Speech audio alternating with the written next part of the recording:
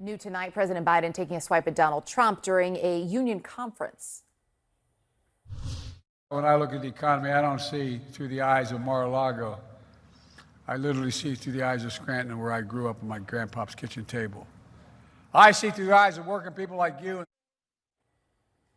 Well, as 2024 shapes up to be a bitter rematch, longtime Republican pollster Frank Luntz is sharing some never-before-seen video from his focus groups, sharing it with Outfront.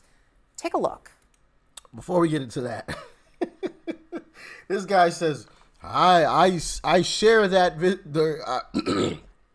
I don't see things through the vision of Mar-a-Lago. What? Bro, whoever's writing this guy's speeches are absolutely terrible. Because this guy continually either comes out and mumbles and bumbles and stumbles, or even when he does speak clearly, the speech doesn't really make sense. Like, what? See it through the eyes of Marla. What does that have to do with anything? You're the one that's making the price of everything go up under Uncle Trump. Whether or not he sees it through the eyes of Mar-a-Lago or whatever he said, right? Under Uncle Trump, things were actually affordable. People didn't have to use their credit cards as much under Uncle Trump. People weren't making decisions on whether or not they wanted to fill up their gas tank this week or hold off for a while under Uncle Trump. People are under your administration, Joe Biden, Democrats. Goodness gracious, this whole, bro, have y'all noticed? I know I sure have. Whenever Democrats and Joe Biden are talking, they fail at mentioning stuff that they do well. They always have to mention Trump whenever they're trying to boost up themselves. Right? Whenever you ask someone, why do you support Joe Biden? Right? Why wouldn't you? Why do you support Democrats? 95% of the time, if you just sat there quietly and you didn't say anything and just let them speak, they're going to say something about Donald Trump. I'd probably say 99% of the time. It always comes back to Donald Trump. It's never, or it's just always simply Donald Trump, right? It's never, oh, well, Joe Biden, this policy and this policy, the economy is good and this is good. It's never a speech like that. It's always, well, Donald Trump bad. So I can't support Donald Trump, and Donald Trump's a threat to democracy, and Donald Trump this, Donald Trump that. That says a lot. That says a whole lot. But anyway, let's get into this video with Frank Luntz, who I'm sure most of you are familiar with. Top condescending was Obama. I couldn't stand to watch that guy. He just looked down on top of everybody. Trump will get down in the dirt and work with you. So Obama you would never have done that. You want respect, but you have a president who takes on women, minorities, everything but white And you know what? males. He won the attacks. election. And he won. He didn't get and the you guys popular can't vote. handle that. He didn't. I don't know why he's racist. No, why do you see it that way? Why do black people hate Because he sits up and he says all those Mexicans are rapists and murderers. That ain't what he said. Yes, he did say that. Yes, he did. said they're sending Can the I finish worst my? I among didn't them. say that. You're talking about. I'm talking about when he was running. Yeah, I Can know. He finish said my point? they And send I the get this worst on my phone among every them. day. Some of them Can I are finish? rapists. Some You're of them are asking drug me. dealers and You're- murderers. They asked me what I feel. Did y'all catch that last part? Yeah. And that's the problem. And for those of you that missed it, because there was a lot going on, there was a lot of back and forth. She said, you asked me how I feel. Well, to you, ma'am, I say, fuck your feelings. Facts are facts. We don't care about feelings. I feel like you like to do things with the young people amongst us. You just give off that vibe. That's the way that I feel. Does that make it right? Should you be arrested because that's the way that I feel? Are we just arresting people just based on feelings? Is that the way we're running things? Feelings? We're going to get into a whole lot of trouble with that one. Because I feel like you should be arrested. So, arrest that lady. Like, that's just crazy to me that anybody would say something. Well, I feel... No, what are the facts? And this is why I personally, I honestly don't see myself ever supporting any Democrats ever again. Throughout this journey of discovering the truth, I realized that time and time again, they blatantly lied to me. Blatantly lied. They said Donald Trump, and they repeat it too. That's the crazy part. So they repeat it so much that people like her start to believe it. Like the good people on both sides. We had Michael Rappaport actually on the Patrick Bet-David show. Shout out to PBD. Shout out to Michael Rappaport too. He's come around. He's come around. He said some nasty things about us in the past. I get it, whatever. But I'm gonna let bygones be bygones, and we can go and get the, if y'all know what song that's from, let me know in the comment section. But I'm gonna let bygones be bygones. All right, with that. He seems like he has learned the error in his ways, and he's gonna vote for Donald Trump this time around. So I can't be mad about that, right? I can't be mad about that. But what I can be mad about is how Democrats continually lie, knowingly lie, and then repeat that lie so much so that their base actually believes it. Like I said, the good people on both sides. You know how many times people have brought that up while I'm having a conversation about politics with them? Oh, well, Donald Trump said this. No, he didn't. Well, Donald Trump, he incited the J6 riot. No, he didn't. Do you even know what he said? No. But I mean, he incited it. That was his fault, though. How? What did he say? I don't know, but it was his fault. Those were Trump supporters. Bro, I'm telling you, that's how conversations go. And it's the most frustrating thing in the world because I'm like, yo, just stop and think for a second. And if you did that, you would realize, yo, I don't even know what this man said. They're telling me what he said, but I've never even seen it. They've never showed me the clips of what he said. They say what he said, but they never show me what he said. That's interesting. Why don't they just show me? The reason why they don't show you is because he didn't say what they said he said. And once I realized that on this journey of discovering the truth, man, that's when I knew there was no turning back. No turning back. But let's continue. Frank is with me now. So that's just that's a small snapshot, right? You shared a fair amount of video with us. When we look at that, you've said the country is more divided than ever. I think a lot of people would agree with you, but this video evidence, why? How? Why is it this bad? What are you learning from these groups in these moments? That there's no editing anymore. There's no censorship. That we now say what we think. We say what we want people to hear rather than trying to learn. To me, it's not about the mistakes made. It's about the lessons learned. And no one's trying to learn anything from this. They simply want to be heard, and they will shout to be heard. They want to be heard. Do they want to listen? No, they don't want to listen. They don't want to learn. And my issue in this is children are watching.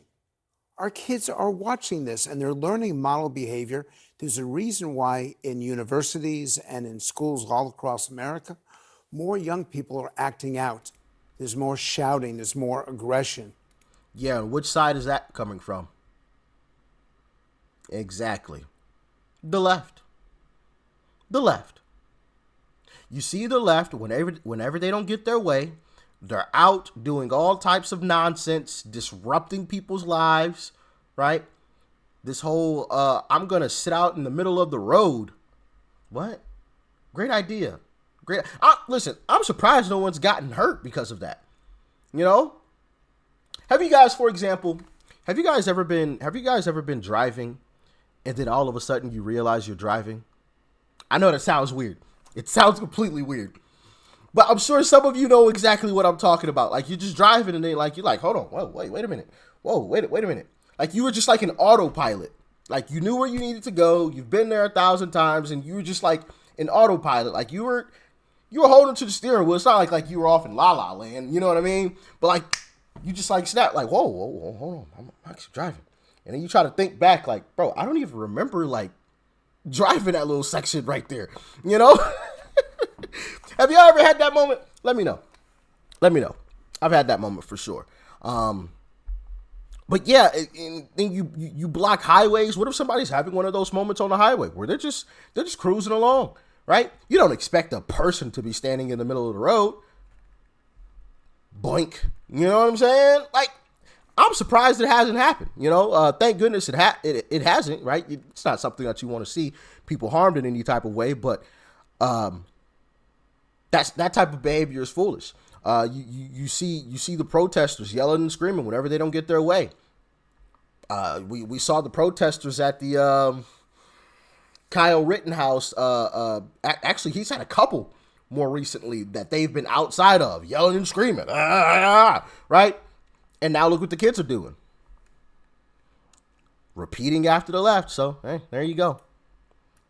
And that they see it from the politicians. They see it from Washington, D.C.